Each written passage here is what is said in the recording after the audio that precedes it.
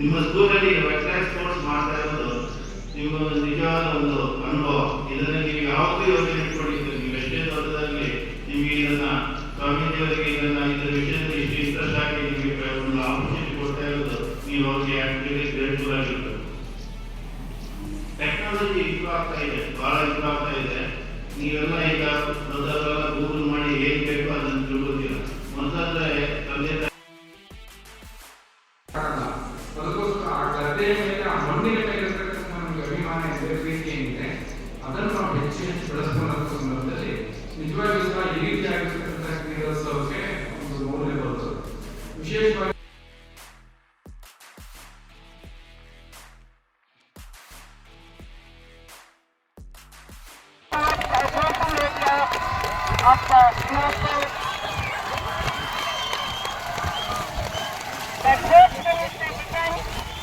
handing over the card to the principal of the school and the teachers.